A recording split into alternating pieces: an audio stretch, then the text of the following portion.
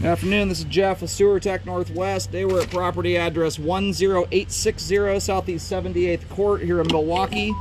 Located at the front of the home, in fact, about the frontmost part of it. We are just to the right of the garage door here. And I describe everything as if you're standing out in the street facing the front of the house. 3-inch ABS cleanout. It's going to be a little crossover cleanout. We're going to run over here. The line actually comes out underneath the garage floor. They often do this to, it's not the most ideal clean out configuration in the world, but it's done so that the line in reality comes out probably, I don't know, 3-4 feet in from this edge of the garage door. This way cars aren't driving over the top of the clean out, which can sometimes bust the clean out cap inward. Realistically, there's some easier ways to do that. You can just put cover plates over them, but it's a very common setup on this era of house and this kind of design. Anyhow, water's running, we're zeroed out. Checking the overall condition and serviceability of the sanitary sewer line. Away we go here. And right out of the gate, super clean sewer line.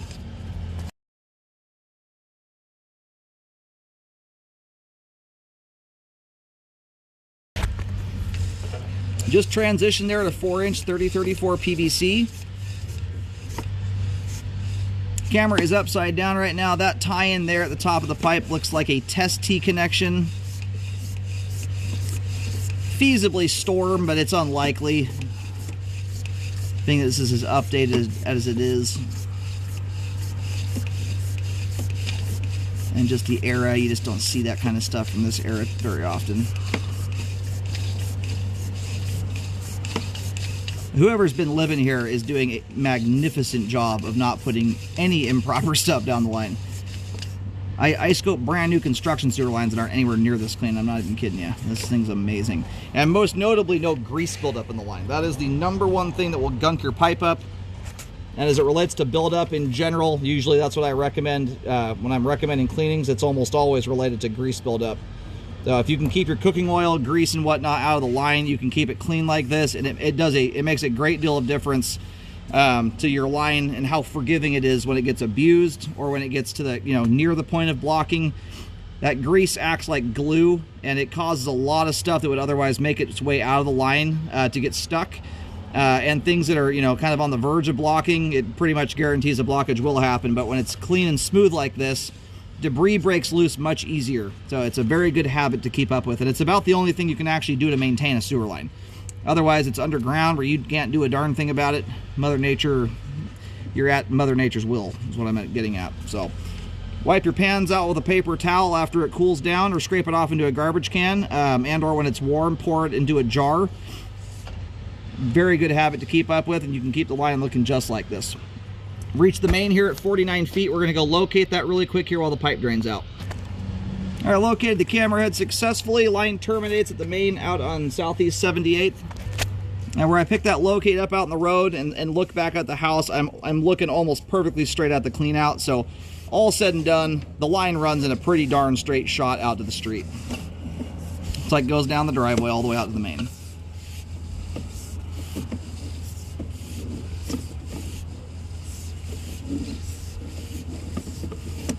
And I will see if I can finagle the camera to go backwards. Normally I don't do much looking at the interior of a home just because it's crawl space pipe. It's stuff that you can look at with your eyeballs.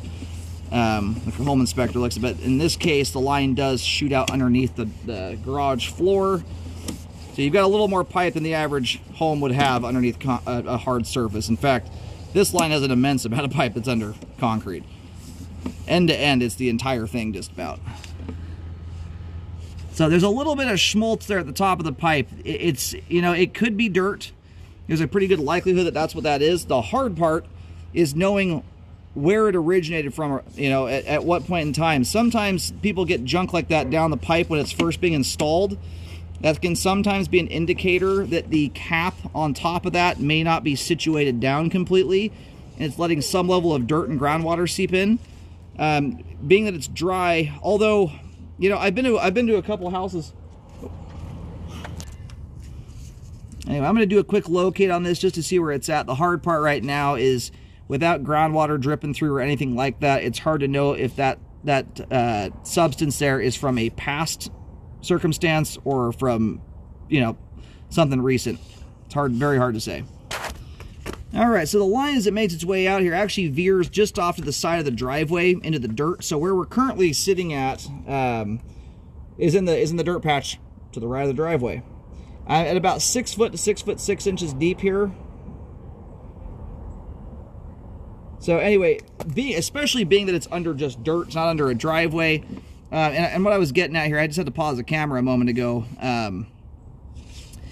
I've had a couple houses today that I've had storm systems tied into, and near this part of town with French drain systems that tied in.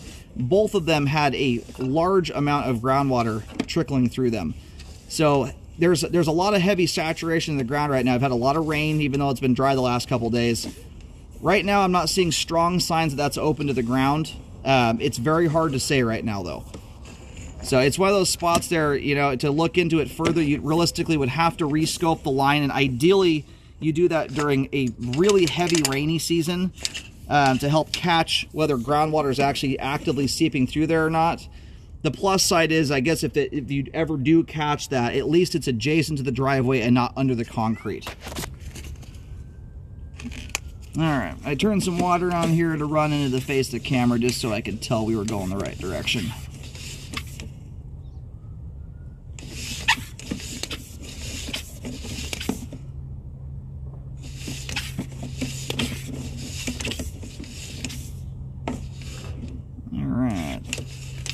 That right there is likely where the line goes back into the house here. In fact, that certainly is. That's the dive right there. Here's a fixture tying in. So at this rate, we are now back inside the house. I've got just a very light amount of water running here just to be able to tell and verify which direction we're going. Nothing's going to block my view of anything. Aside from a little bit of a question mark there at about 15 feet out where we have a possibility of a test T-cap potentially being partially uncapped. It's, as it sits, nothing that's affecting functionality. I'll notate it on the report, but in my opinion, unless I can catch any secondary signs that is something that's actively happening and not just remnants from something that happened in the past. You can even get deposits like that from time to time if, let's say, the main lateral, the city's main backed up, so it backs up the whole sewer line, deposits some debris in places like that up top where water never sees it normally.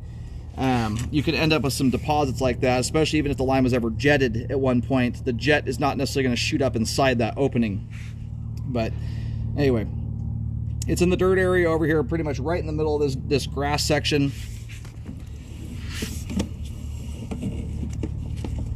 Anyhow, as it relates to flow here, great flow all the way out, end to end, going back into the home as well as going away from the house. Beautifully functioning sewer line that way. Again, a little bit of a question mark there at the test tee, but right now, without groundwater seeping through, earthworms crawling around, something that indicates we've got something actively happening, that is not a spot there I'm going to recommend a fix on. It is a spot, though, that if you end up doing a rescope to help check on that, to verify it, you really want to try and do that during right in the middle of the rainy season when plenty of rainfall is happening and well into it, so you've got heavy ground saturation. It's going to be your best chance of catching if something like that's actively happening. But like I was saying before, I've had a couple scopes today already with storm systems tied in that were directly connected to French drains that are picking up groundwater specifically.